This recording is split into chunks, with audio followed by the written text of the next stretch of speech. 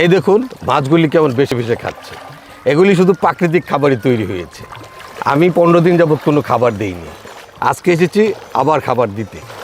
আমাদের এখানে water plankton plus এবং ডাবল গ্রোথ প্লাস ব্যবহার করার কারণেই আজকে মাছের এত সুন্দর অবস্থা হয়েছে। তাই নাকি? জি, পানি স্বচ্ছ হয়েছে, পরিষ্কার হয়েছে এবং মাছগুলি পর্যাপ্ত পরিমাণে অক্সিজেন পাচ্ছে। ওরে বাবা, তাহলে তো বিশাল ব্যাপার স্যাপার। জি।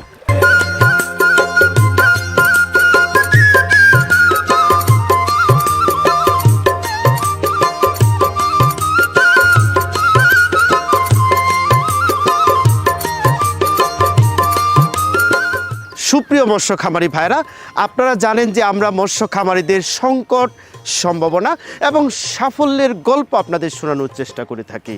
তারই প্রেক্ষাপটে আজ আমরা এসেছি ঢাকার ভাসানটেক এলাকায়। যিনি এই এলাকায় হাবিব সাহেব, যিনি মৎস্য খামার করে সারা বাংলাদেশে জাগরণ সৃষ্টি করেছেন, তার গল্প আমরা আজকে শোনাবো।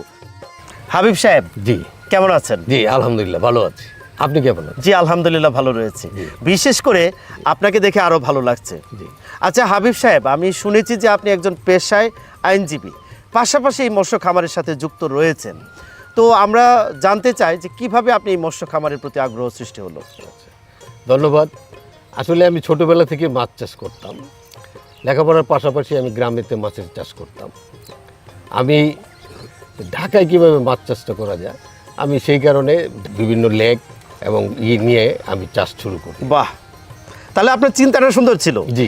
তো আমরা শুনতে চাই যে আমরা জানি যে মাছ চাষ করে কিন্তু শুরুতে সফল হওয়ার গল্প খুব কম থাকে। তো শুরুতে কি আপনি সফল ছিলেন?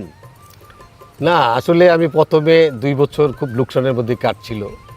যেমন আমার মাছ রোগবালাই লেগে থাকতো, মাছ ভেসে থাকতো, মাছের অক্সিজেনের সংকট ছিল, আর অ্যামোনিয়া গ্যাস বৃদ্ধি ছিল, আমার প্রচুর মাছ মারা যেত।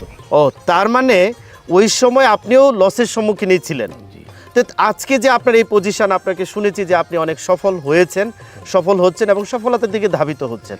তো এই গল্পটা আমরা শুনতে চাই। আমি এটা নিয়ে খুব চিন্তিত ছিলাম। আমি অনেকের সাথে এটা নিয়ে একটু যোগাযোগ করি, কথা বলি। তা আমাকে আশ্বস্ত করলো যে আসলে টিকে থাকতে হলে লেগেই থাকতে হবে। তা আমি লেগেই ছিলাম। তা আমি চাচ্ছিলাম যে এটা কীভাবে আরও বড় করা যায়, এমনকি লাভবান হওয়া যায়।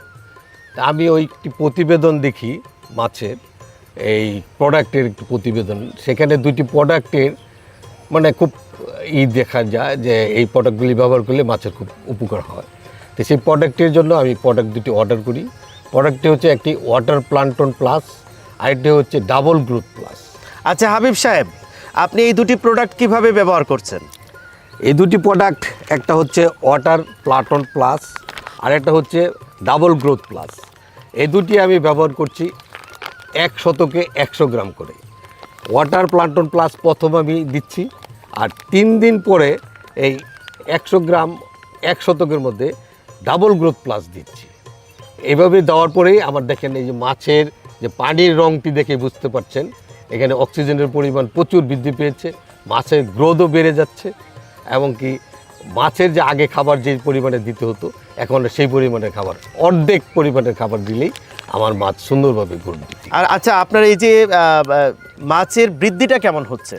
মাছের বৃদ্ধিটা আমার আগে যেভাবে খাবার দিতাম সেই তুলনায় অর্ধেক খাবার আমার দিতেই আমার মাছের গ্রোথ, আমি 100 গ্রাম মাছ ছেড়েছিলাম গত 4 মাস আগে, এখন দেখেন প্রায় 1-1.5 কেজি ওজন মাছের মানে গ্রোথ বেড়েছে।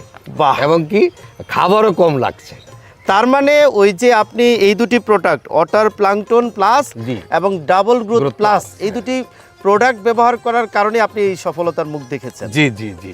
আচ্ছা, তো আমরা জানি যে শীতের সময় মাছ মরে যায়, তারপরে হচ্ছে গ্রীষ্মকালেও অনেক সময় মাছ মরে ভেসে ওঠে। দুইটি সিজনে কি মাছের বৃদ্ধি এবং সমস্যা তো আর হচ্ছে না? না, এখন আর সেই সমস্যা আমাকে মোকাবেলা করতে হচ্ছে না। এখন এটাতেই আমি দেখা যাচ্ছে যে সমস্ত সিজনেই একরকমই মাছের গ্রোথ বৃদ্ধি পাচ্ছে। বাহ। আচ্ছা হাবিব সাহেব, এই যে দেখা যাচ্ছে যে পানি অনেক স্বচ্ছ, সবুজ, মাছ ভেসে ভেসে খাচ্ছে, জি।